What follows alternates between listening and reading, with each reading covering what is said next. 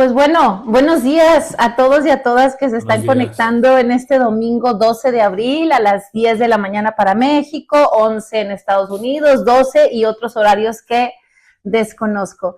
Estamos muy orgullosos de que vengan a este workshop especial en domingo y la razón por la que lo hicimos en domingo 12 de abril a estas horas en realidad es porque el día de mañana FOMSI Montessori cumple 13 años de haber empezado este proyecto.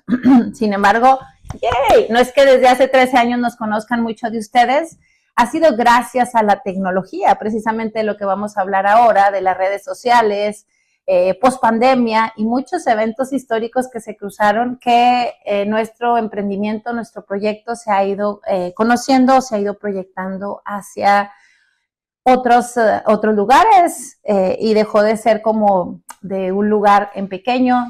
Nacimos en la ciudad de Torreón, Coahuila, México. Soy orgullosamente mexicana del norte del país y desde allá empezamos este proyecto que tiene a bien existir desde hace mañana 13 años. Esa es la razón por la que estamos como para celebrar ofreciendo este workshop acerca de infancias desconectadas. Lo prometimos la última sesión que habíamos tenido un workshop, les habíamos dicho que iba a ser el siguiente tema, porque me parece que es un tema en el que todos estamos como ocupados, o porque la palabra preocupado como que no nos ayuda mucho, más bien nos ayuda como a gastar energía.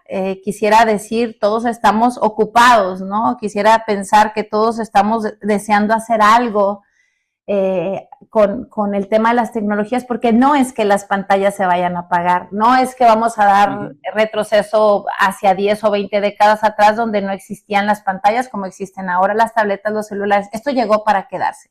Pero cómo voy a lidiar, cómo voy a enfrentar esta experiencia como madre, como padre, como educador, como abuelo, como tío, como guía Montessori, desde dónde lo voy a enfrentar, qué recursos, ¿no? Y cuáles son las cosas que tengo que saber frente a una realidad de esta naturaleza. ¿Qué piensas, doctor?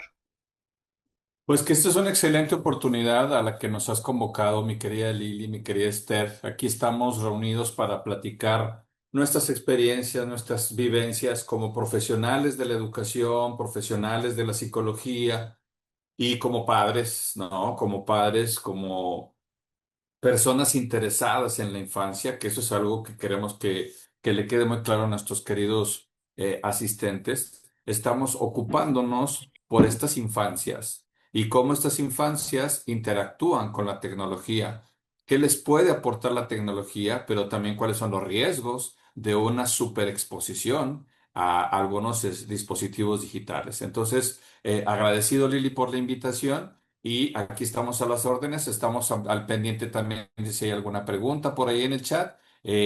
Agradecido de compartir con ustedes dos este espacio genial hoy en día domingo, 10 de la mañana en México. Gracias, doctor, por tu bienvenida. Bueno, para los que no nos conocen o para los que es la primera vez que se conectan a nuestros workshops, déjenme se los voy a ir presentando como van hablando, ahí para que vayan viendo quiénes son estos galanazos que me acompañan. El doctor Jorge Prado acaba de hablar hace un momento. Hola, Desde hola. hace un tiempo estamos compartiendo escenario con el tema de un diplomado acerca de neurociencias, neuroeducadores Ujú. enfocado, es como este enlace que hacemos entre Montessori y las neurociencias. Y ahora le toca el turno a la doctora Esther Arce. Esther, ¿qué piensas de este tema? ¿Es algo que te interesa, te apasiona, te cuestiona?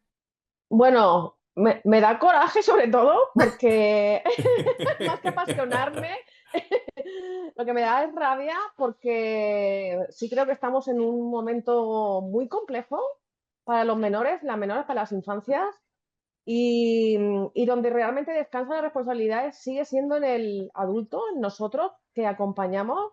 Y yo la primera pregunta que lanzaría, que es ahí como lanzarlo justo a la médula donde más duele, es eh, ¿qué tanto es nuestra relación con las redes sociales y con el uso de la tecnología nuestra, ¿no? O sea, ¿qué tanto ustedes que están aquí ahora mismo escuchándonos revisan y miran cuánto tiempo permanecen conectadas eh, a Internet, a las redes sociales, etcétera, a su teléfono, a las diferentes aplicaciones? Y creo que por ahí va, como en un acto de asumir la responsabilidad de que no podemos estar exigiéndole y pidiéndole a las criaturas algo que nosotros no estamos haciendo, ¿no? Claro, Esther, esta parte que dices es súper importante porque creo que al final viene con una serie como de recomendaciones, no hay recetas, pero casi al final de la charla viene algo de esto, ¿no? No van a desaparecer las pantallas, estamos en en la era digital, el siglo XXI se conoce como la era de la información está al alcance de todos, pero que sí podemos hacer como padres y madres, ¿no? Que sí está en nuestras manos como educadores, que creo que ese es como el punto medular cuando nos enfrentamos a una situación de esta naturaleza. Y efectivamente, Esther, precisamente preparé un par de preguntas que me encantaría escucharlos, leerlos en el chat, las personas que deseen ir participando. Y ¿cuánto tiempo pasa un niño hoy mirando una pantalla y cuánto tiempo mirando un ser humano? Puedes pensar en niños con los que trabajas, puedes pensar en tus hijos, puedes pensar en un caso en particular, porque sé que la pregunta es como muy abierta, ¿no? Pero si nos vamos como, no solamente pienses como un niño con un celular, sino en una dinámica familiar, ¿no? ¿Cuánto tiempo está encendida la televisión? Por ejemplo, yo he visto mucha gente que necesita tener la televisión para que haya ruido, aunque no la estén viendo, por ejemplo, ¿no? O esto que comenta Esther, ¿no? O sea, estas fotografías o estos flashazos que vemos, muchas imágenes en internet de familias comiendo y todo mundo con su celular o gente en el restaurante y todos estamos como con nuestro celular. De alguna manera también estamos desconectados, ¿no? ¿Cuánto tiempo pasa un niño mirando la pantalla, no? Esa sería como la primera como pregunta. ¿Y cuánto mirando a otro ser humano, no? Y van a ir viendo por qué, porque más adelante vamos a hablar de qué importante es esto de mirarnos, ¿no? ¿Qué crees que está dejando de aprender un niño cuando está frente a una pantalla? A ver, contéstanos, por favor, alguna de estas dos preguntas en el chat. ¿Qué crees que está dejando de aprender un niño cuando está frente a una pantalla? ¿Qué piensas, doctor? Qué estará dejando de aprender? Pues mira, me hiciste que recordara a una querida colega psicoterapeuta, Ana María Arizzi. Recientemente lanzó un video de una charla y ella decía una frase contundente: si quieres perder a tu hijo, dale un móvil. Ujú, ujú. Entonces, habla perfectamente de esto que está sucediendo. ¿Por qué le estamos dando un móvil a un niño? Lo decía Esther hace un momento. Bueno, porque tiene que ver con la implicación que tengo como adulto con ese dispositivo. Si a mí Ujú. como adulto, pues yo lo utilizo todos los días para mi trabajo, para mi entretenimiento y demás, asumo, o en ocasiones así es, asumo que para mi hijo será lo mismo. Gravísimo error, porque estamos frente a un cerebro maduro con ciertas consideraciones frente a otro que es inmaduro y en pleno desarrollo. Hoy Exacto. en día, mi querida Lili, hay un estudio en los Estados Unidos que habla también al respecto. Es uno de los estudios longitudinales más interesantes que están estudiando la transición de la niñez a la adolescencia. Y algo que descubrieron recientemente en este estudio es algo que a mí me preocupa y, bueno, nos ocupa. Y lo tiene que ver con tu primera pregunta. Les hicieron la misma pregunta a papás y a hijos. Les dijeron, ¿cuánto tiempo pasa su hijo frente a los dispositivos? Y los papás hablaron y dijeron el dato. Luego a los mismos hijos les preguntaron, ¿cuánto tiempo pasas tú frente a los dispositivos?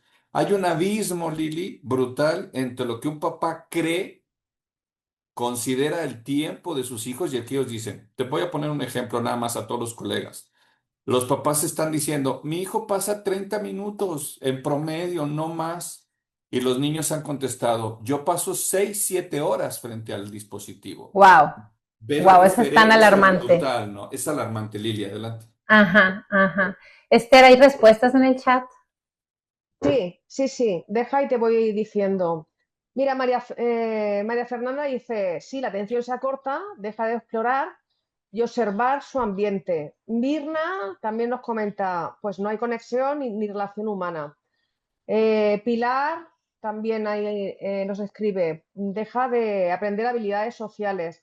Otra vez María Fernanda nos dice, yo creo que la desconexión no solo debe ser de la infancia, sino también del adulto, ¿no? Esto a propósito de lo que estaba Comentando. afirmando Jorge, el doctor. Sí, Marilu dice, está dejando de crear conexiones neuronales. Ver Exacto. las cosas sin experimentarlas de primera mano, se está perdiendo experiencias de Ujú. sorpresa y creatividad. Eso Exacto. es. Exacto, gracias, Esther. Efectivamente, todo esto que estamos mencionando, por supuesto que nos ocupa, ¿no? Nos ocupa el día de hoy y dijimos en nuestro último workshop, tenemos que hacer algo más, ¿no? Que no nos gane la gente que diseña caricaturas, que diseña apps, ¿no? Estamos por encima de ellos como grupo social, ¿no? Siento que las guías Montessori, siento que los educadores, siento que toda persona involucrada en educación debería convencerse que somos actores sociales, ¿no? Que podemos transformar, que esté en nuestras manos ayudar a transformar la realidad de que viven las niñas y los niños, ¿no? Y que podemos comprometer a los padres, informar a los padres sobre esto, ¿no? Me llama la atención el comentario que hace Jorge. Yo también leí acerca de otro estudio longitudinal, porque, bueno, ustedes sabrán que para venir a estos escenarios nos tardamos días leyendo estudios e investigaciones, ¿no? Y en este estudio longitudinal se habla acerca de cuáles son estos daños, ¿no?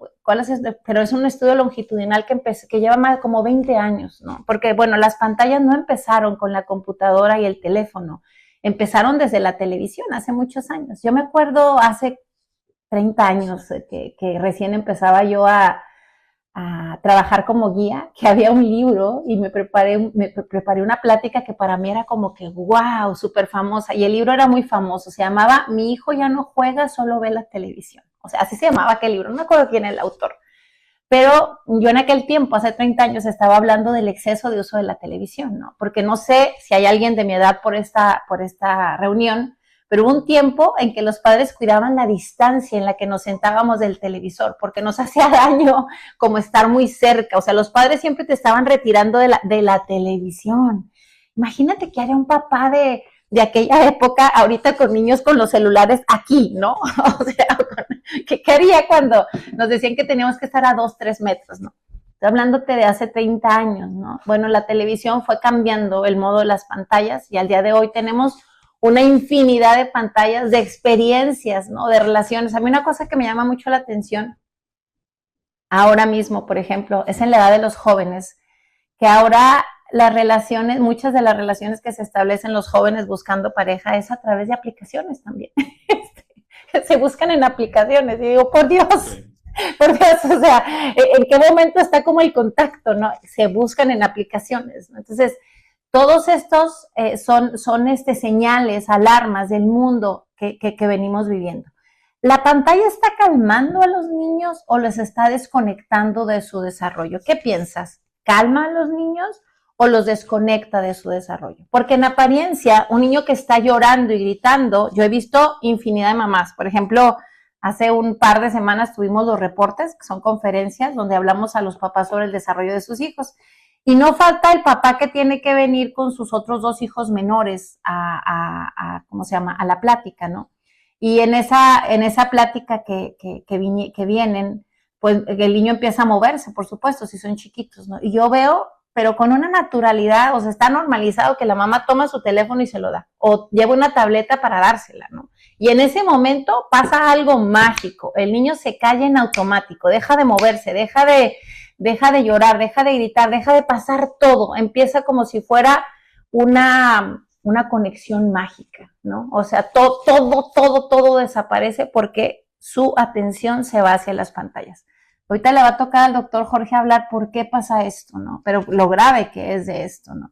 ¿En qué momento usamos la pantalla para acompañar o para silenciar? Esta parte también es importante, ¿no? ¿Para qué uso las pantallas? ¿Para acompañar o para silenciar? Porque lo dijimos desde que empezamos esta charla, y es decir, las pantallas no se van a ir, es decir, pero ¿qué voy a hacer con las pantallas, no? Y desde dónde voy a estar actuando. Muy bien. Antes de hablar de pantallas, tendríamos que hablar de nosotros, que era un poco esto que mencionaba Esther, ¿no? Si estos primeros años son los más importantes para el desarrollo del cerebro, ¿qué tipo de experiencia estamos ofreciendo realmente? Si estos primeros años, si alguien te dijera como papá, te explicara y te diera como un manual acerca de crianza y te dijera, señor, señora, de 0 a 6 años, pero específicamente de 0 a 3 años, tiene que tener cuidados que van a marcar el resto de la vida de su hijo. Es decir, todo lo que ocurre en este rango de edad va a determinar su futuro. es de supervivencia lo que ocurra, ¿no? O sea, si nos dieran un manual así de grave, donde nos pusieran en alerta respecto a qué cuidados deberíamos de tener, ¿qué haríamos en estos 3 primeros años de vida? ¿Cambiaría nuestro enfoque? ¿Cambiaría nuestro acercamiento hacia los niños y las niñas? ¿Qué piensas, doctor? Pues es un asunto que debería estarnos atrapando la atención. Déjame platicarte que yo hice un experimento con mi nieta. Mi nieta tiene 1 añito, 2 meses.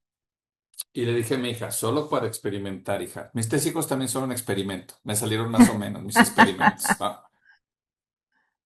Mi hija es psicóloga y entonces ella ha decidido pocas pantallas para mi nieta, en lo cual estamos totalmente de acuerdo.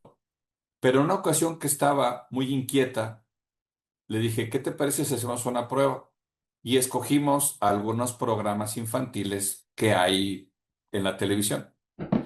Me asombró esto que dice Lili, lo vi con un tigre. Yo no lo conocía, se llama Daniel el Tigre. Fue impresionante, una niña de 1 o 2 meses que estaba algo inquieta y demás, prendimos la televisión que estaba por ahí en la sala y así captó la atención y se acabó el llanto, la incomodidad que tenía. Y le dije a mi hija, wow, qué impresionante. No pasó ni un minuto cuando ese tigre le arrebató la atención. Y entonces le digo a mi hija, ahora entiendo por qué muchas mamás buscan esta tranquilidad inmediata. El problema es que no saben lo que está pasando en el cerebro de ese niño y los desajustes que va a haber si continuamos haciéndolo. En ese momento apagamos al famoso tigre y yo fui por mi pequeña a cargarla y demás, ¿no? Aplicando lo que ya sabemos. Voy a decir un poquito más adelante, como dijo Lili, ¿qué importancia tiene que tú como adulto entiendas los mecanismos que están detrás de la interacción de los niños con las pantallas? Y nada más un dato, Lili. Cla- Efectivamente, tú y yo veíamos televisión cuando éramos pequeños, pero era una pantalla análoga. No interactuabas con ella. Podías ver un ratito caricaturas y no nos pasaba absolutamente nada. ¿Cuál es el problema hoy en día? Que esa pantalla ya no es análoga. Esa pantalla es interactiva. Puedo interactuar con ella y ese es un grave problema para el cerebro, Lili. Gracias. Esther, A ver, es que me surgen, me vienen como muchas ideas. Y algo que me ha impresionado, quería compartir un comentario que ha puesto aquí alguien que no viene su nombre, aparece como Samsung, pero dice, así como que como ejemplo un botón, ¿eh? Mi hijo tiene TDA y al reducir las pantallas se le ha retirado su medicamento de la tarde. O sea, es que me ha dejado impresionadísima, la verdad. O sea, después de eso, ¿qué más se puede añadir? O sea, es que este es el ejemplo de lo que sucede con las pantallas, finalmente, ¿no?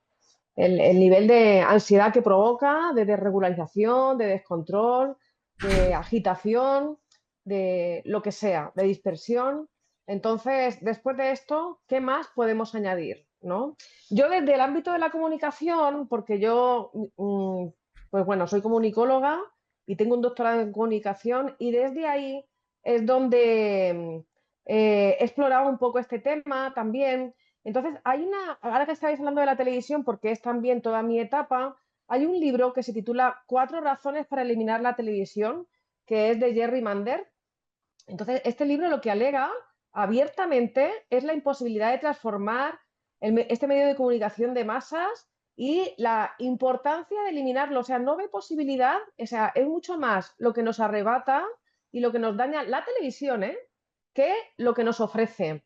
Y él da como que 4 argumentarios para este tipo de análisis. Este fue un bestseller que impactó muchísimo, ¿no? Entonces, imaginaros, o sea, como que para este autor, por ejemplo, ni siquiera hay medias tintas y estamos hablando, como decía el doctor Jorge Prado, de un modelo que es una televisión análoga, ¿no? Donde no es posible interactuar ni hacer una interacción con el medio, donde finalmente de alguna manera la familia se reunía para ver algo, ¿no? Una serie, una película, el informativo, etcétera. Ahora ya no es así, porque está como fragmentada la atención y es así como todo muy individualizado, ¿no? O sea, puede estar una familia junta en presencia, o sea, como pedazos de carnes con ojos, pero separados.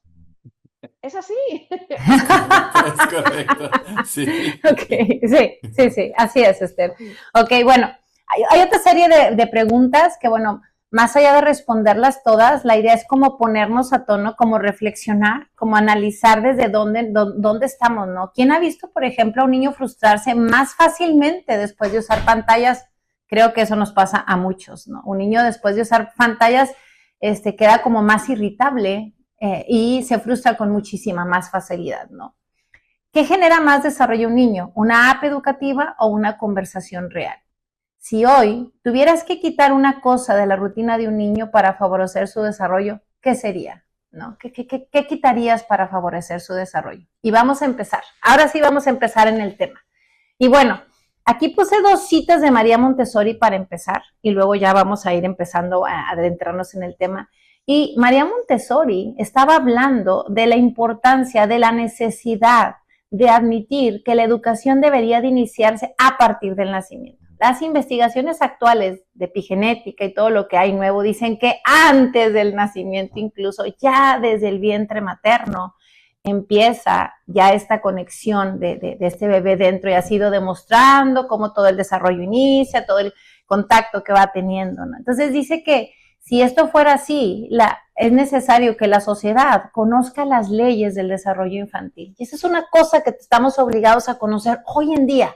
Padres educadores, estamos obligados a conocer cómo funciona el cerebro de nuestros niños, cómo es que aprende, cómo es que se desarrolla, por qué es importante que esté en interacción, en experiencia. Eso es una obligación que tenemos, ¿no? María Montessori lo decía.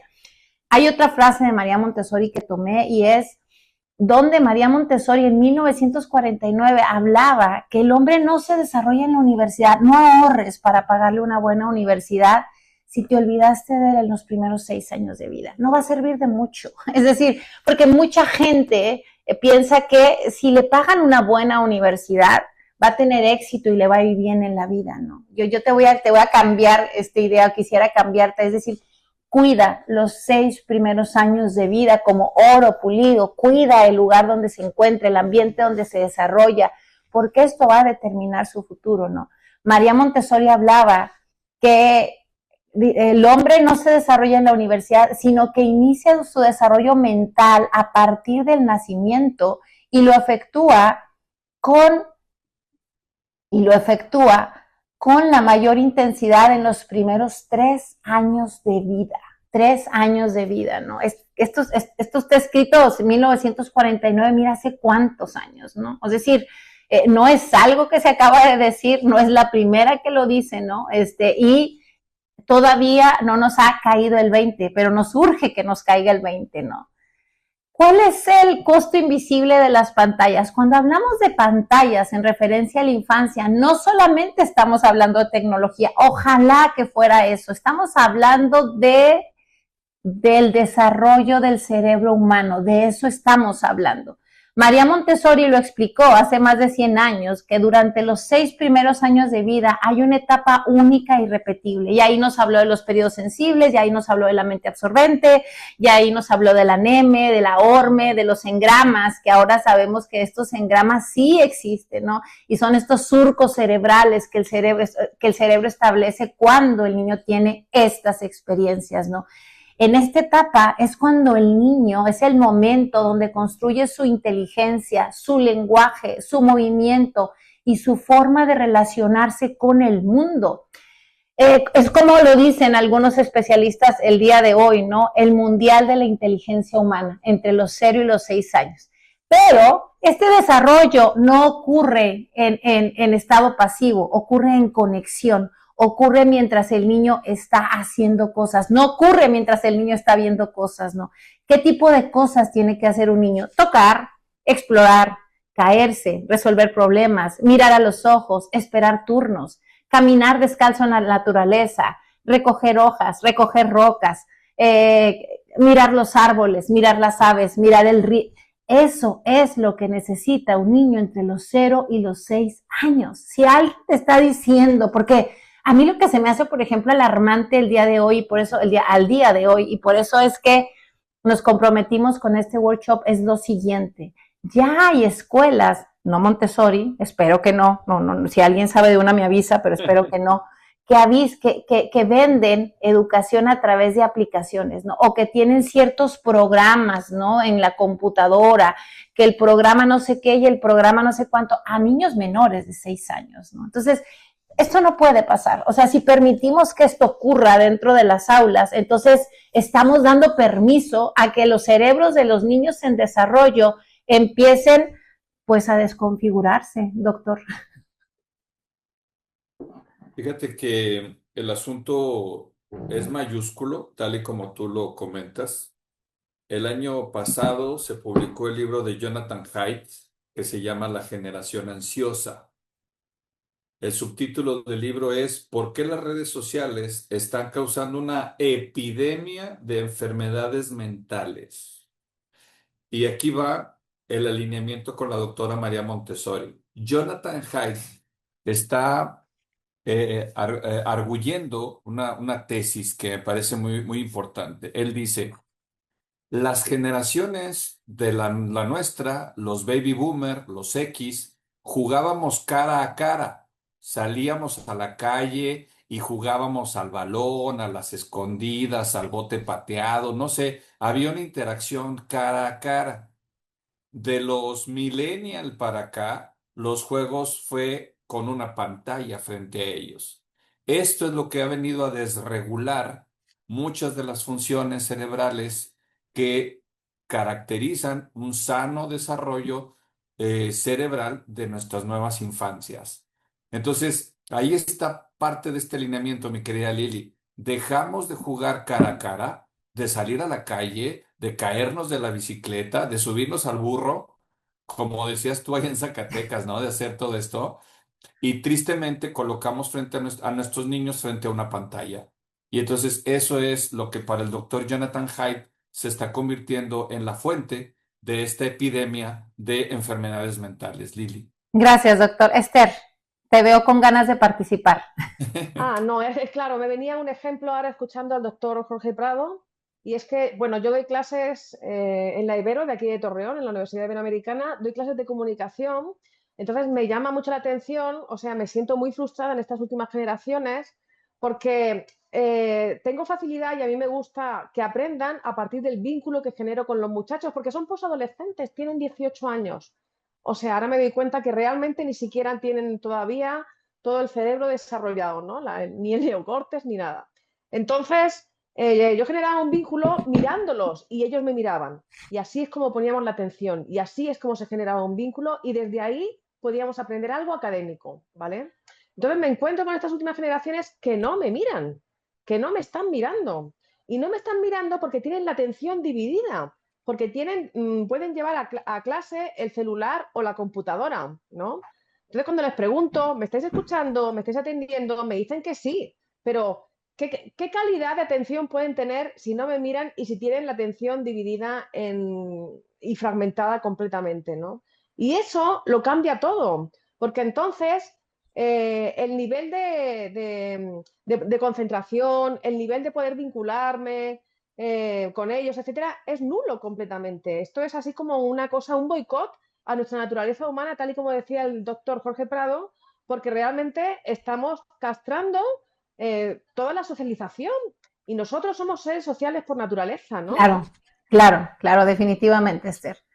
Bueno, estas investigaciones longitudinales y estas revisiones de largo plazo han evidenciado que la exposición prolongada a dispositivos digitales se asocia con alteraciones en la atención, la memoria, las funciones ejecutivas y la cognición social en los niños.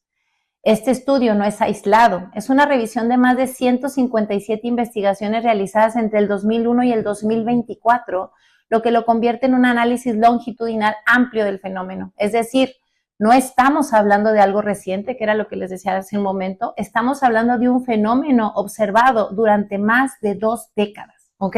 Por eso es que hoy es el tiempo que tenemos que empezar a hacer algo diferente, ¿no? Algo diferente, porque en 2 décadas no ha cambiado la cantidad de pantallas a las que están siendo expuestos los niños, los jóvenes y los adolescentes.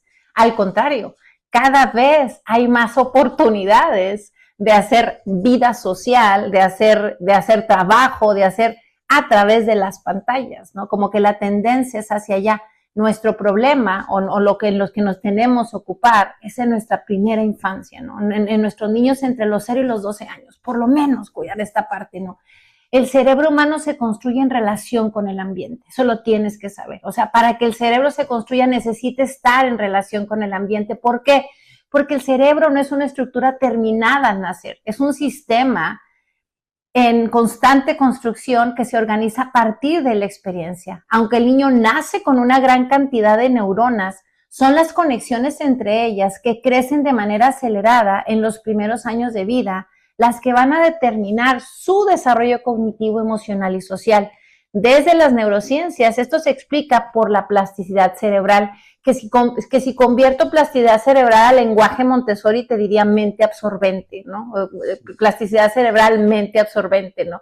Cada interacción con el entorno fortalece los circuitos neuronales, por eso el ambiente no es un elemento secundario, sino que es el factor que modela la arquitectura del cerebro, ¿no? Y de ahí viene nuestra frase, ya creo que ya la acuñamos el doctor Prado y yo, y es que el ambioma modifica el genoma, ¿no? Y aquí viene la importancia de por qué el ambiente preparado, y llámese ambiente, lo hemos dicho en otras ocasiones, no solamente al ambiente Montessori donde van los niños, que ojalá que el 90% de los niños en el mundo fueran a una escuela Montessori, pero no es así. Ambiente también es la casa, ambiente es la escuela, y esos lugares donde se desarrollan los cerebros infantiles en desarrollo son los que moldean la arquitectura cerebral. Doctor. Sí, de hecho, voy a cruzar tu comentario con una pregunta que nos hace Mirna López. Dice, estoy completamente de acuerdo al no pantallas antes de los 6 y definitivamente antes de los 3. Ese dato lo vi en algún lugar. Como dicen, las pantallas llegaron para quedarse. Como educadores, ¿qué tiempo recomiendan para el uso de ellas sabiendo que no se pueden exterminar del planeta? Bueno, hay un documento, ahorita les pongo la imagen, la portada, de la Organización Mundial de la Salud, que se llama Directrices de la OMS sobre actividad física y hábitos sedentarios. Ahí nos recomiendan por edad de los 0, el primer año de vida, luego viene del año a los 3 años y luego a los 5 años. Y ahí vienen 3 pilares para una salud cerebral de los pequeños. Primer pilar, actividad física. La OMS te dice, los bebés tienen que tener actividad física y viene recomendado tiempo. Segundo pilar, tiempo sedentario frente a la pantalla, así le llaman. Y por supuesto, tal y como dices, Mirna, es prohibitiva la pantalla por lo sedentario que implica. Y número 3, el tercer pilar, es la calidad del sueño en los pequeños. El sueño es fundamental para un sano desarrollo cerebral. Entonces, sí, muy importante, y aquí cruzamos otra vez lo maravilloso que comenta Lili de la doctora María Montessori, los hallazgos de la neurociencia y lo que hoy la Organización Mundial de la Salud nos está aportando, Lili. Gracias, doctor. Bueno, el ambiente, como mencioné ya, actúa como organizador y programador de la mente. Durante esta primera infancia, el cerebro construye un programa básico a partir de a partir de las experiencias que recibe. Lenguaje, movimiento, relaciones y cultura son absorbidas directamente del entorno y se convierten en la base del pensamiento futuro. La mente absorbente, concepto central en la pedagogía Montessori, nos explica cómo el niño incorpora esta información sin esfuerzo consciente, solamente viviendo y de preferencia en un ambiente enriquecido, que eso es lo que queremos, ¿no? ¿Qué es lo que nos dicen las investigaciones actuales? Coinciden en que estas experiencias tempranas estructuran la base del aprendizaje, la conducta y la regulación emocional. Esto a mí me gusta mucho hacer hincapié, porque en el futuro, cuando tenemos niños que entran a taller, por ejemplo, ¿no? A los 6 años, a lo que sería primaria, ¿no? Siempre tratamos de buscar la respuesta de que, ay, es que este niño es muy irritable porque, no sé, la semana pasada sus papás tuvieron un conflicto, porque le cambiaron la rutina. Puede ser que tenga algo que ver. Sin embargo, las raíces de la vida psíquica, esta arquitectura cerebral, se construyó en los primeros años de vida, igual que en los adolescentes. Casi siempre buscamos las respuestas en la inmediatez, que sí, pueden haber factores que lo detonan en la inmediatez, pero la raíz, la base neurobiológica está en los primeros 6 años de vida. Es por eso que es tan importante cuidar este momento del desarrollo. Esther. A ver, yo, claro, lo noto porque yo los alumnos que tengo, digo, ya no están en esa etapa, ¿no? Pero ellos están también como que pagando y arrastrando un montón de consecuencias. A mí me venía ahora hablando con ustedes, como sigo mucho qué está sucediendo en España, ¿no? Por mi origen, y yo sé que España y que Europa es como un referente. Están pasando dos medidas, dos situaciones muy importantes. Una, empieza a haber ya clínicas de desintoxicación, ¿eh? Porque es una dependencia. O sea, se habla de esta dependencia de los celulares como una dependencia, como una droga, ¿no? Y es desintoxicación para jóvenes y adolescentes, donde los testimonios son que llega un momento, claro, que el celular lo habita todo e impide, por ejemplo, son adolescentes que se sienten muy solos. O sea, el grado de soledad, y hay estudios también sobre eso, es ahora mayor, muchísimo mayor que hace años, entre adolescentes y jóvenes. Aquí no puedo decir un estudio concreto, tendría que revisarlo, pero sí hay estudios ya sobre eso. Pero luego ya afecta sus rutinas diarias, es decir, si se la pasan por la noche con el celular hasta las 5 de la madrugada, porque sí sucede, no se pueden levantar después, ¿no? Entonces, es un problema muy grave. Esto es un punto que quería destacar de lo que está sucediendo en España. Otro, que me ha parecido muy legítimo y que yo aplaudo desde aquí, es que ya el gobierno está tomando medidas y ha generado una norma y una ley para restringir las redes sociales a menores de 16 años, ¿no? Así que, olé, un aplauso por ellos. Creo que hay que tomar medidas, claro, desde el Estado y desde el gobierno para hacer este tipo de restricciones que parecen que se venden desde las multinacionales, que no les interesa, como una restricción, como si estuvieran evitando la libertad de expresión, pero no se trata de coartar la libertad de expresión, se trata de salvaguardar y proteger la salud mental de los niños y de los jóvenes, ¿no? Entonces, en España, a partir de ya, los jóvenes no pueden tener acceso a las redes sociales cuando son menores de 16 años. ¿Qué os parece, doctor Prado? Lili, ¿qué les parece? Pues mira, Olé, olé por los españoles. al respecto, dos situaciones. La primera, totalmente de acuerdo. Recuerde que en 2013 hubo un bestseller en Europa por un doctor alemán, el doctor Manfred Spitzer. Él escribe un texto que fue brutal, se llama Demencia Digital. Ya Ujú. detectaban en los alemanes, sobre todo, y en esta parte de Europa, cómo la tecnología estaba afectando los cerebros de adolescentes y jóvenes al nivel de empezar a acuñar el término demencia digital. Afortunadamente los europeos en algunos países hicieron un alto en el camino y empezaron a moderar el uso de la tecnología. En otros todavía no llegamos a este punto.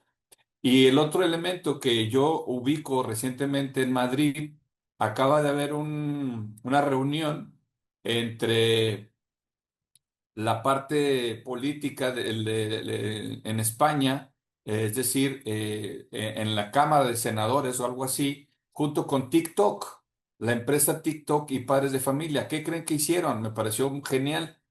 Finalmente se pusieron de acuerdo padres de familia, la autoridad española y la empresa TikTok y generaron, la pueden buscar, es una guía del usuario del TikTok para España, particularmente en el área de Madrid y demás, en donde ya va a haber restricciones para los infantes, es decir, hasta 13 años, a las 9 de la noche se acabó TikTok. Hasta 13 años tienes acceso solo a ciertos contenidos. Luego, si tienes de 14 a 17 años, hay otras consideraciones. Esto yo lo aplaudo porque finalmente es, ok, TikTok va a seguir, sí, pero ahora papá y mamá tienen que estar de acuerdo, papá y mamá tienen que estar al tanto. De hecho, TikTok se modifica para que papá y mamá sigan lo que sus hijos están viendo y en qué momento lo están viendo. Wow. Pero algo que me encantó fue que 9 de la noche y tienes 13 años, se acabó TikTok, vete a dormir. Claro, el cerebro necesita descansar, Es doctor. Yo correcto, aplaudo estas iniciativas correcto. y ojalá que se vayan extendiendo alrededor del mundo, porque este es un camino, porque empezamos diciendo, esto no se va a terminar, o sea, no es como que no vamos a enfrentarnos a estas mega compañías, ¿no? Que este es un servicio que ellos están ofreciendo al final del día, ¿no? Y al final del día somos nosotros los padres, los maestros, los educadores, los responsables de ir tomando acciones, ¿no? A favor de que esto sea mejor para los niños y las niñas. La diferencia cuando hablamos de la infancia y la adolescencia está, bueno, también con los adolescentes, en que es que los tutores, los guardianes, somos los responsables de alguna manera, ¿no? Somos los responsables de ir midiendo, de ir limitando, de ir poniendo pues estos marcos de referencia donde nuestros niños se pueden mover, ¿no? Las experiencias sensoriales, esto también, bases montessorianas, ¿no? Son las bases de la inteligencia. María Montessori lo hablaba, de hecho, hay una línea de materiales Montessori específicamente del área sensorial, pero toda la pedagogía Montessori está sustentada en experiencias sensoriales, ¿no? Las experiencias sensoriales son la base de la inteligencia. El conocimiento se construye a partir de la experiencia sensorial. El niño comprende el mundo a través del tacto, del movimiento, de los sonidos, de la exploración directa. Forma estructuras perceptivas que servirán después como base del aprendizaje posterior. Desde las neurociencias, esto se relaciona con la integración sensorial, proceso mediante el cual el cerebro organiza la información sensorial para generar respuestas adaptativas. Montessori anticipó este principio al ofrecer materiales concretos que permiten al niño pensar con las manos. Fíjate qué importante es el brindarle experiencias sensoriales, ¿no? El que el niño tenga la oportunidad de tocar, de sentir, de pesar, de oler, ¿no? De moverse mientras toca, de moverse mientras explora. Esta es una necesidad vitalicia, es una necesidad que el niño necesita completar, ¿no? Y nosotros como adultos ofrecerla, ¿no? Brindar estas oportunidades. Doctor. Hay otro texto que me está haciendo que lo recuerde, de María Couso, se llama Cerebro y pantallas. Las pantallas, dice ella, impactan en el desarrollo cognitivo de la infancia y la adolescencia. ¿Te recuerdas que en esta semana pasada, en nuestros lunes y martes de neurodivergencias, comentábamos que muchos de estos expertos hablan de que en estas nuevas infancias no es una falta de capacidades la que muestran los niños. Lo que están mostrando es una falta de oportunidades para que se desarrollen plena y sanamente. La pregunta que nos hacíamos la doctora Lili y un servidor era, ¿quién les está robando la oportunidad de que se desarrollen favorablemente? Tristemente, se las está robando los que se supone que los amamos y los queremos y los cuidamos, que somos los adultos que estamos a un lado de ellos. Entonces, fundamental esta idea, Lili, porque, ¿sabes una cosa? Y esto es preocupante porque hay gente malvada. Lo que hoy sabemos, incluso los mismos dueños de las grandes empresas, como Mark Zuckerberg, como Bill Gates y demás, si tú revisas algunas de sus conferencias, ellas lo han dicho. Por ejemplo, Steve Jobs, fíjate lo que dijo Steve Jobs en una entrevista en el New York Times. Ella decía, sus hijos nunca han utilizado un iPad hasta la mayoría de edad y él limitaba estrictamente la cantidad de tecnología en casa. Steve Jobs hablaba de cenas familiares largas centradas en hablar de libros y de historia. Zuckerberg dijo lo mismo, el dueño de Facebook. Yo no le permitiría a mis hijos utilizar Facebook. ¿Por qué si el mismo dueño de esta aplicación no lo está permitiendo a sus hijos porque sabe que tienen cerebros vulnerables? ¿Por qué los demás sí lo hacemos? ¿Por qué los demás incluso los animamos, lo permitimos? Entonces, es importante entender esto. Estas empresas, estas aplicaciones aprovechan la vulnerabilidad de un cerebro en desarrollo. Exacto. Eso es tremendo, Lili. Tremendo. A mí esta frase que acabas de decir y que la retomas, que dije que ojalá se convirtiera en un eslogan, es no la falta de capacidades, sino la falta de oportunidades. Hace rato que una persona participó diciendo que había reducido las pantallas y el TDAH había, ¿cómo era el comentario, Esther? Bueno, el comentario tenía que ver con que a su hijo habían dejado de medicarlo por las tardes, un niño con TDAH, porque habían eliminado el uso de las redes sociales, la permisión, ¿no? Del uso de las redes sociales. Y desde ahí habían podido dejar la medicación hasta Wow, ese punto, ¿no? wow. No, bueno, la posibilidad de brindar oportunidades a los niños todos los días está en nuestras manos, ¿no? Tengamos en cuenta que cuando tenemos un niño menor de 6 años, ¿no? Tienes que pensar como papá y como mamá o como educador que estamos en la etapa más importante de la vida, que estamos preparando al hombre del mañana, como diría Montessori, ¿no? Que estamos liberando el secreto de la infancia, ¿no? Que no lo vamos a conocer, que hasta el futuro lo vamos a ver, pero que estamos en un compromiso social en la atención a nuestros pequeños en esta edad, ¿no? Es determinante lo que hagamos en esta edad y no nos cansaremos de decirlo. Para que el aprendizaje ocurra, tiene que haber una resonancia entre el cerebro y el ambiente. Ocurre cuando la nueva información se conecta con estructuras previamente construidas en el cerebro. Esta resonancia nos explica por qué cada niño aprende de manera distinta. Algunos comprenden mejor escuchando, otros observando y otros haciendo. Desde las neurociencias, esto se vincula con la diversidad de redes neuronales. Por ello, la educación debe ser flexible, multisensorial, permitiendo múltiples formas de acceso al conocimiento y obviamente a las experiencias. ¿Qué pasa entonces con las pantallas? El cerebro de los niños entre los 0 y los 6 años es profundamente vulnerable y plástico. Cuando un niño pasa tiempo prolongado frente a una pantalla, su cerebro recibe altos niveles de dopamina, placer inmediato, por supuesto. Se activa el circuito de la recompensa de forma artificial. Se eleva su umbral del placer. ¿Cuál es el resultado? La vida real empieza a parecerle lenta, aburrida, insuficiente. ¿Ok? Esto creo que es muy grave y muchas guías que están aquí conectadas lo pueden ver. Yo he escuchado muchas guías, muchas guías pidiéndome consejos. ¿Cómo hacer para que el niño se interese de nuevo en el material? ¿Cómo hacer para que el niño quiera repetir el material otra vez? O sea, he escuchado mucho esto y lo he escuchado porque evidentemente son niños con altas exposiciones a las pantallas. Doctor, aquí me encantaría que hicieras el ejemplo de Coco Melon porque a mí me impresiona esa información.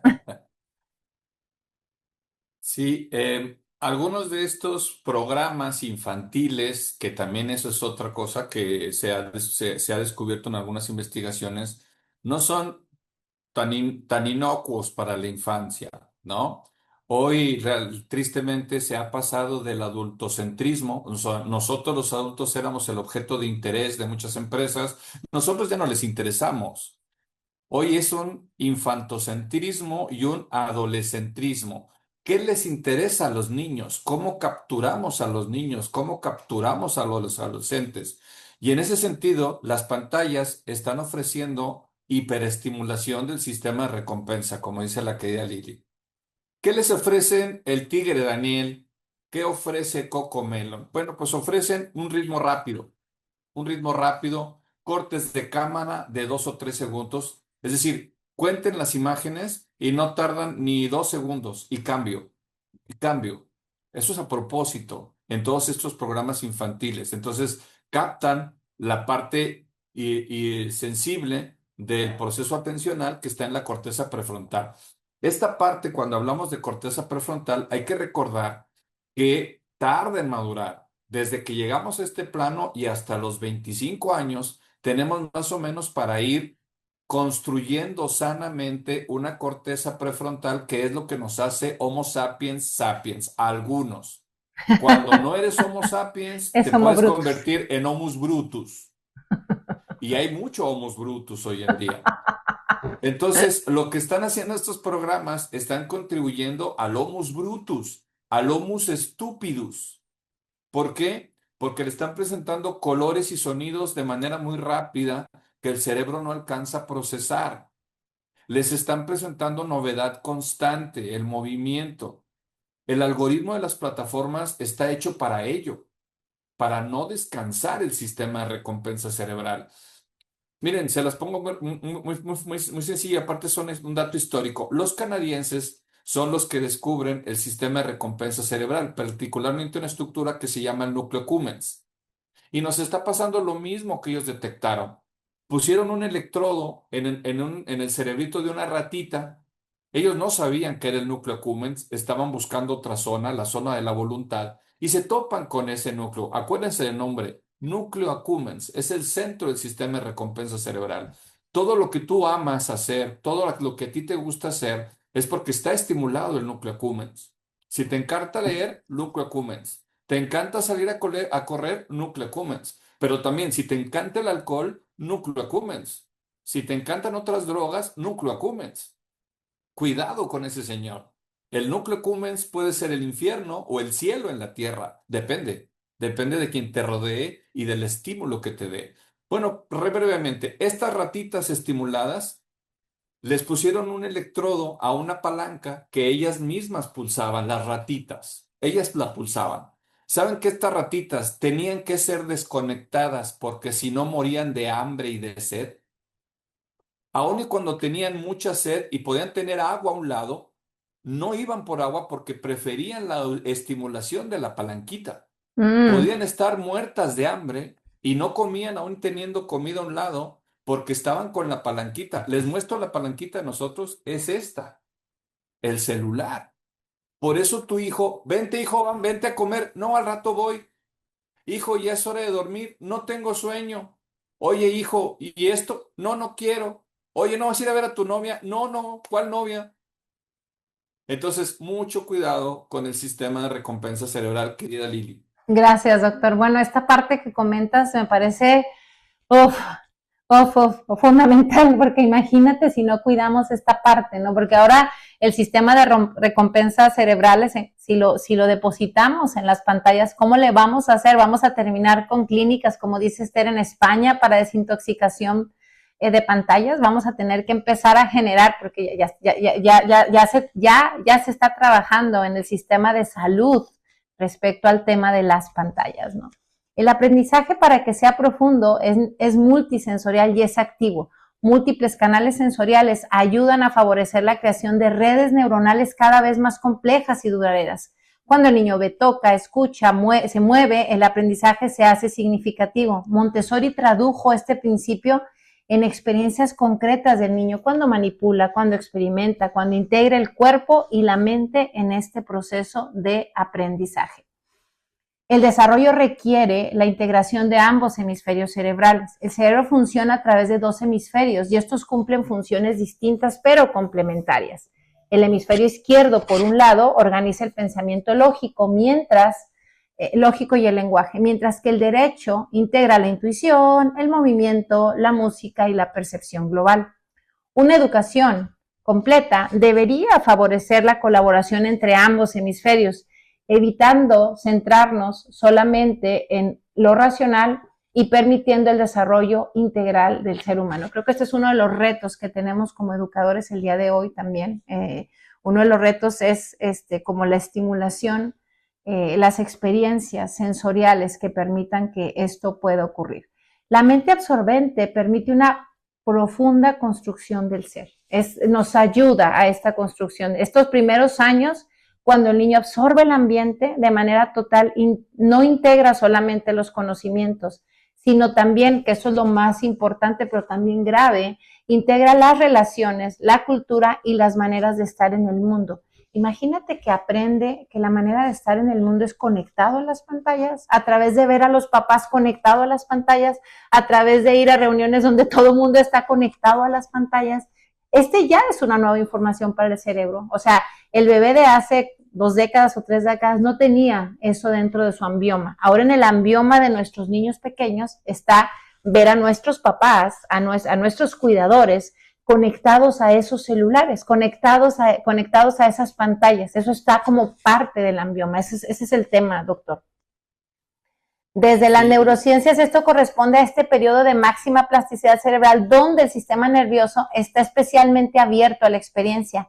Implica que el ambiente no solo enseña, sino que forma al ser humano en su totalidad. Y ahí viene de nuevo la frase, el ambioma modifica el genoma, doctor.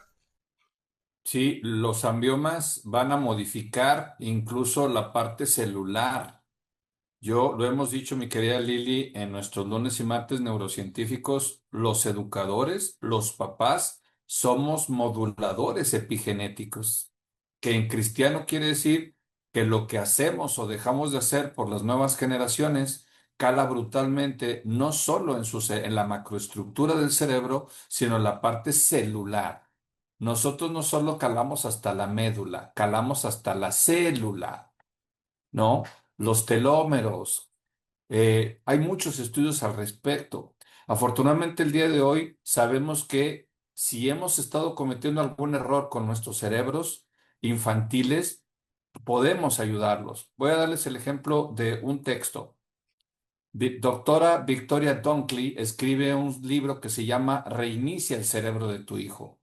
Esta doctora ha encontrado que esto que nos decía Esther hace un momento, ¿no? Este niño que tenía diagnóstico de TDAH, y lo pongo entre comillas, ¿por qué con la dieta digital, con el ayuno electrónico, lograron dejar el medicamento? Bueno, uno de tantos que hoy conocemos que son pseudodiagnósticos. ¿Por qué? Porque es muy similar lo que las pantallas le hacen al cerebro que aquellas condiciones como el TDAH o el TEA.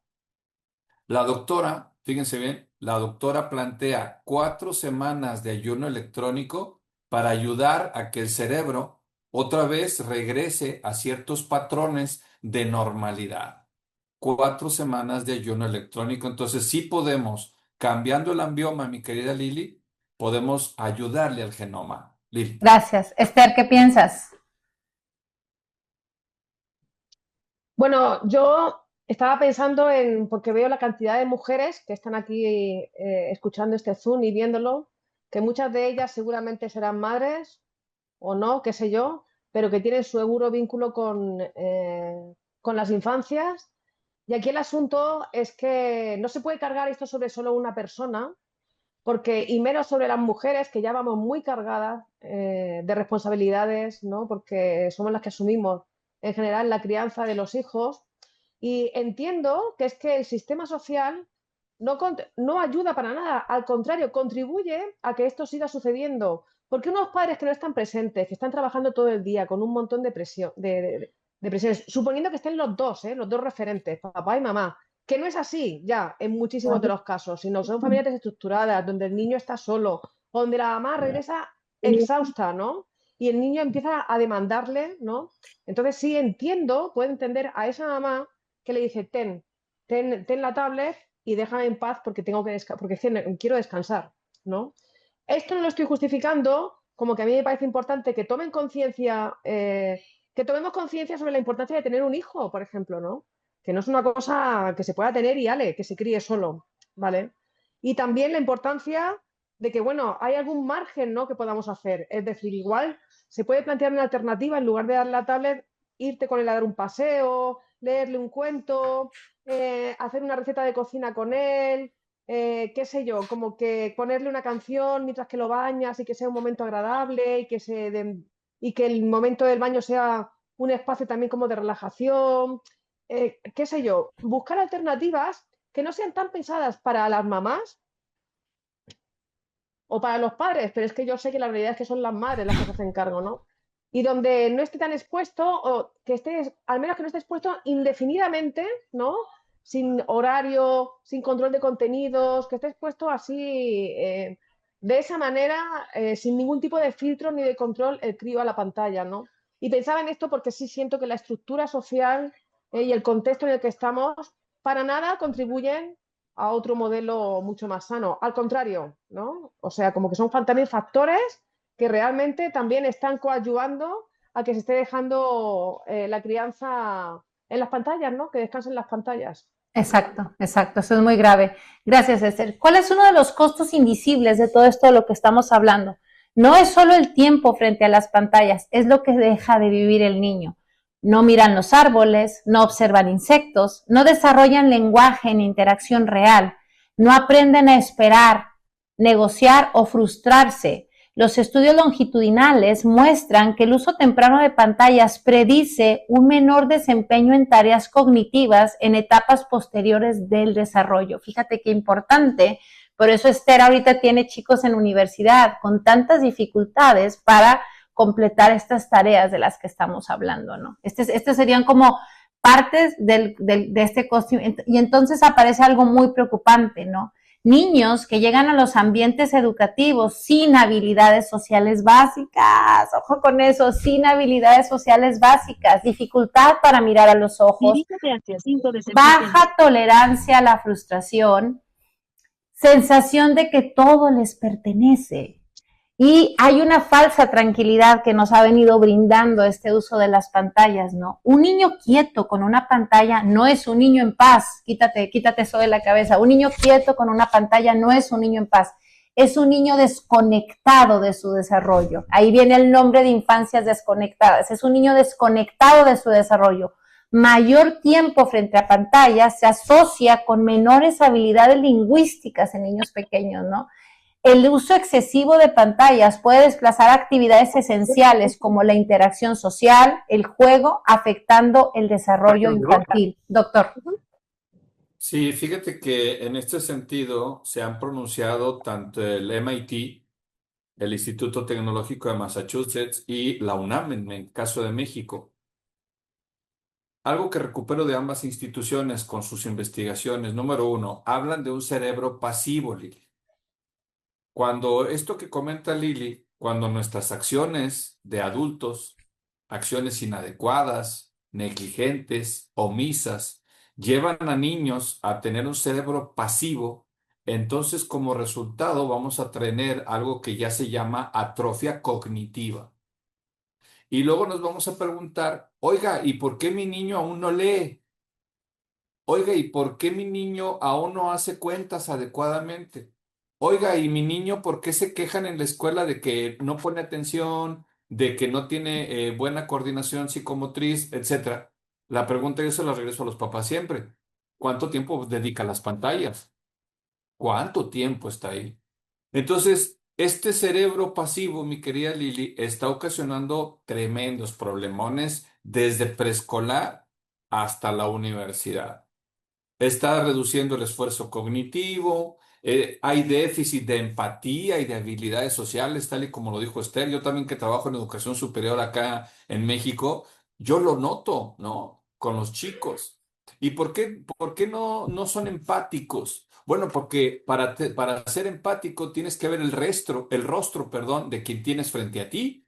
Y si en lugar de ver el rostro de quien tienes frente a ti, estás frente a la pantalla, pues dile adiós a esa capacidad humana de ser empáticos. Por eso ya no somos tan empáticos como solíamos ser. Entonces, Okay. trabajar mucho en este sentido, Lili, del cerebro pasivo, como bien lo dices tú, ¿cómo pasamos al cerebro activo, Lili? Sí, gracias. Esther, ¿quieres decir algo?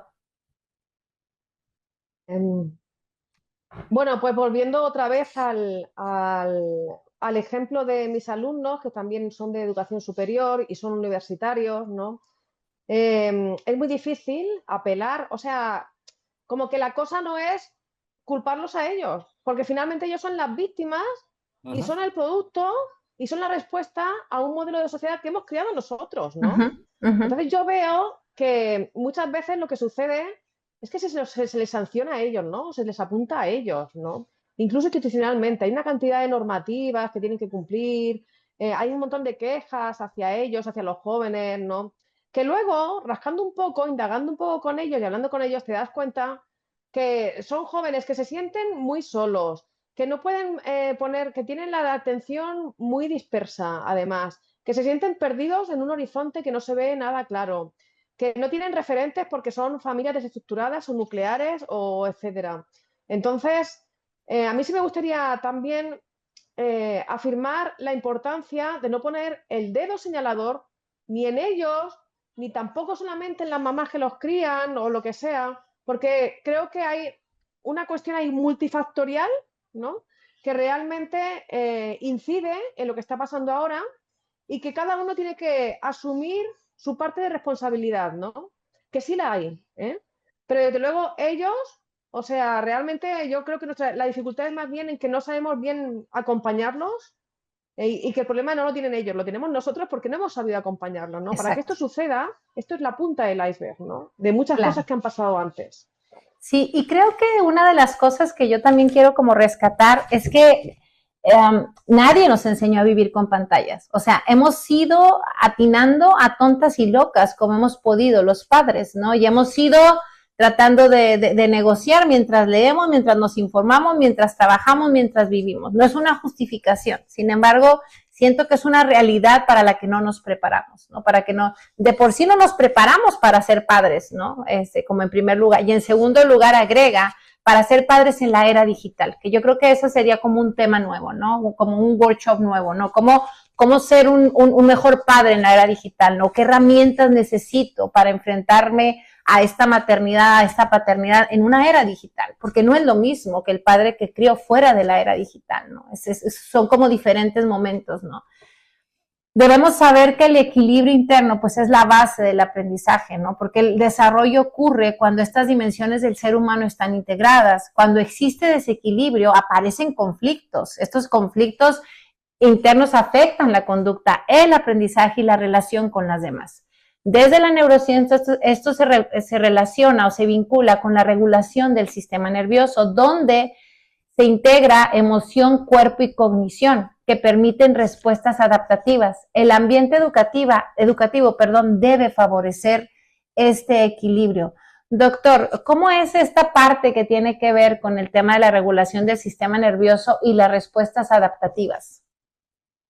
Bueno, el cerebro busca cotidianamente y desde que despertamos hasta que nos vamos a dormir, busca ayudarte en procesos adaptativos, ¿no?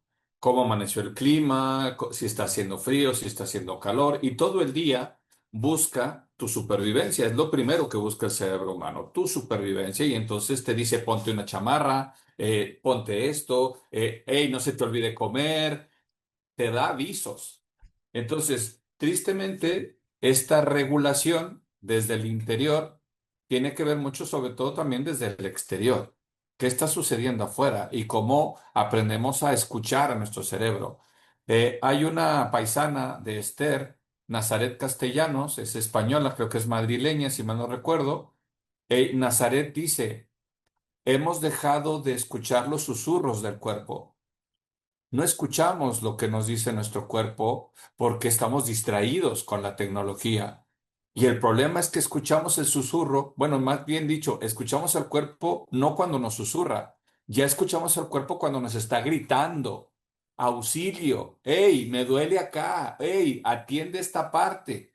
Y tristemente hoy vemos que muchas personas llegan a un nivel de trastornos crónico-degenerativos porque no escucharon a su cuerpo, no escucharon los susurros. Entonces, esto es muy importante en esta parte de la regulación, mi querida Lili, porque hay que volver a retomar, saber escuchar a nuestro sistema, saber escuchar a nuestro cuerpo, Lili.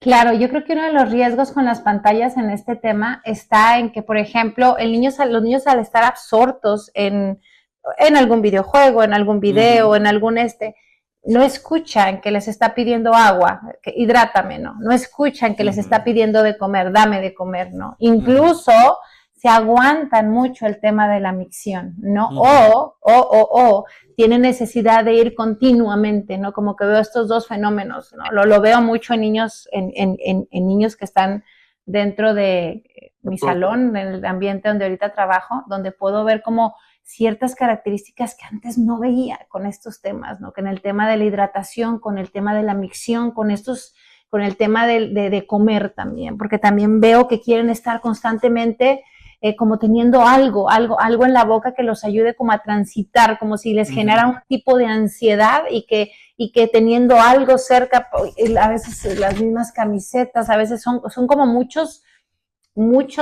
patrones que observo repetidos. No, las investigaciones van a seguir. Este fenómeno va a seguir, no se va a terminar. Esto solamente es, como dice Esther, la punta del iceberg, ¿no? De una nueva sociedad que se asoma viviendo, ¿no? Aprendiendo a lidiar con la tecnología, ¿no? Esta es una realidad. La educación debemos verla como una ayuda a la vida. Esta es una premisa de la filosofía Montessori, ¿no? Porque María Montessori hablaba que no deberíamos limitarnos solamente al tema de ofrecer conocimientos, sino experiencias que permitan al niño desarrollarse todo su potencial humano, ¿no? Y esto implica comprender la relación entre cerebro, ambiente y desarrollo. Montessori define esta tarea como ayudar a la vida. La educación es una ayuda a la vida. La educación, hoy se confirma desde la neurociencia que el aprendizaje ocurre cuando el ambiente responde a estas necesidades del desarrollo humano, ¿no? Esto es necesario. Montessori y las neurociencias coinciden en esto. El niño necesita movimiento libre, experiencias sensoriales reales, interacción humana significativa, lenguaje vivo y juego sin estructura digital, porque ahí es donde se construye el cerebro. Un niño no necesita estar entretenido, necesita estar conectado. No necesita estar entretenido, necesita estar conectado con el mundo, con otras personas y consigo mismo. Estas tres cosas son vitales, ¿no? La conexión que necesita el niño con el mundo, con otras personas y consigo mismo. Tenemos que recordar que las pantallas no van a desaparecer, como te lo dijimos desde que iniciamos esta conversación, pero nuestra responsabilidad como adultos tampoco, como lo viene mencionando Esther, ¿no? No se trata de prohibir, se trata de acompañar con conciencia, ¿no? ¿Cómo voy a acompañar con conciencia a este momento en el que nos encontramos, ¿no? El niño no es solo mente, ni solo cuerpo, ni solo emoción, es una totalidad en construcción. Y el ambiente, cuando está preparado con conciencia, no solo enseña, forma al ser humano que llegara a ser. Esta es la neuroarquitectura cerebral, ¿ok? El ambiente no solo enseña, sino que forma al ser humano que llegará a ser. Es donde María Montessori hablaba del hombre del mañana, ¿no? Del niño, el secreto que encierra, ¿no? Es esa construcción interna de en quién se convertirá en el futuro. No hay recetas, ya estamos terminando, no hay recetas para el tema de las pantallas, pero por aquí preparamos un par de recomendaciones. Menos pantalla y más presencia. Nada sustituye la mirada, la voz y el vínculo humano. Retrasar la exposición lo más posible, 0 a 3 años especialmente, 0 pantallas. Yo trabajé en una escuela aquí en Estados Unidos donde uno de los requisitos para entrar era no exposición a las pantallas, no azúcar y no harina. Eran como tres condiciones que debían de usar los papás y también los maestros, ¿no? Por lo menos dentro del ambiente no podíamos usar el celular, de preferencia obviamente mantenernos lejos del azúcar y lejos de la harina. Era como una filosofía que la verdad es que era una comunidad muy, muy particular en ese sentido, ¿no? El cerebro necesita primero lo real, lo concreto y lo vivo. Número 3, priorizar experiencias sensoriales, tocar, moverse, explorar. Ahí se construye la inteligencia. Número 4, si hay pantallas que no sean en soledad, fíjate qué importante esto, acompaña, nombra, conversa, transforma el consumo en relación, ¿ok? Cuidar el contenido y el tiempo. No todo lo educativo es realmente desarrollo. No todo lo educativo es realmente desarrollo. Ojo con eso, ¿no? Estos programas que mencionaba el doctor, hay uno que se llama Jorge, bueno, Dora es muy vieja, Dora la exploradora.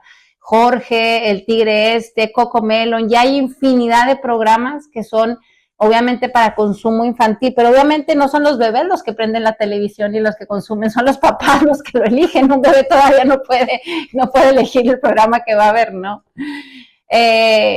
Observar al niño, siempre observar es el camino. Por eso amo tanto Montessori, por eso amo tanto el tema de la observación. Observar es el camino. El comportamiento siempre nos va a estar hablando y está más irritable que de costumbre, está mostrando menos atención, tiene menos lenguaje. ¿Qué tengo que hacer para ayudarlo, no? Esther, doctor, últimos comentarios ya para ir cerrando. Estamos ya en la última diapositiva. Esther, por favor. ¿Me cedes la palabra, Jorge? Sí, claro. A ver, yo os invitaría a hacer, como siempre, todo lo que importa implica un esfuerzo, ¿eh? Si tú quieres leerte un libro, implica un esfuerzo de concentración y de estar a solas con el libro. Si tú quieres aprender a dibujar, necesitas ponerte a estudiar una metodología, aprender yendo a una escuela, necesita un esfuerzo. Y si tú quieres criar a un niño o una niña, implica un esfuerzo. Y ese esfuerzo lo tenemos que hacer los adultos. ¿Cómo? Pues ofreciéndoles siempre propuestas, ¿no? Propuestas que puedan ser significativas y que les compense a ellos y a ellas, ¿no? Y aunque a lo mejor en un inicio hay que impulsarlos, porque van a querer, como decía el doctor Jorge Prado, van a querer quedarse con la pantalla, porque es una cosa ya como muy, pues una anestesia, ¿no? Una droga ya como muy... Entonces, hay que forzarlos un poco, ¿eh? Hay que presionarlos para que salgan contigo, para que den la oportunidad, hay que empujarlos, ¿no? Para que acepten esa propuesta, pero hay que hacerles propuestas significativas que tengan que ver con la relación, con el vínculo, con una actividad, con el ambiente, con lo que sea. Y ese esfuerzo lo tenemos que hacer nosotros y nosotras, que somos los adultos, ¿vale? Entonces, por ahí van los tiros y esa sería así como la invitación y algo que me parece muy importante que tengamos en cuenta, ¿no? Sin un esfuerzo nuestro, la cosa no va a cambiar y ellos no lo van a hacer por sí solos, eso está claro. Doctor. Bien, Esther, bien, bien. Gracias, Esther. Voy a tomar estos dos pilares que acaba de citar mi querida Esther, esfuerzo y propuestas. Hay otra colega, hay otra paisana de Esther, es una psiquiatra infantil a la que yo sigo y leo con singular algarabía, la doctora Beatriz Martínez. Ella, en su calidad de psiquiatra infantil, nos habla de algo que no recuerdo si lo platicamos en el otro webinar, que son las neuronas espejo. Hay que recordar que nacemos con neuronas espejo, que son la base del aprendizaje por imitación. Las neuronas espejo son la base de la empatía. Las neuronas espejo son la base del comportamiento social. Entonces, aquí viene el esfuerzo. Y lo dice la doctora Beatriz Martínez. Si tú pasas horas usando pantallas, es difícil que tu hijo se dedique a otra cosa. Si a ti te ve que tú estás frente a la televisión, frente al celular, tú te la pasas frente a las pantallas, ¿por qué él habría de hacer algo diferente? Si a la hora de la comida tú estás frente a la pantalla en lugar de estar, como dijo Lili, dialogando, platicando, conversando, no esperes otro comportamiento. La doctora tiene un libro muy interesante, también te lo recomiendo, tome nota, se llama Manual de Supervivencia para Padres en la Era Digital. Manual de Supervivencia para Padres en la Era Digital. Hay que sobrevivir porque la tecnología llegó para quedarse, pero hay que sacarle provecho y protegiendo a nuestros niños, protegiendo a nuestros adolescentes. Yo soy un convencido de que el ejemplo de los adultos seguirá siendo un baluarte para poder llevar a nuestros hijos a un buen destino. Lili, Esther, Bueno. gracias. No, hombre, gracias a ustedes, chicos. Gracias a todas las personas que sumaron. Llegamos hasta 96 participantes, pero algunos se fueron yendo. Me quedé pensando, dije, claro, es domingo, a esta hora la gente se reúne en familia y hace cosas, pero claro, al menudo. Y mil gracias a todas las personas que estuvieron presentes. La verdad es que nos sentimos súper, súper honradas.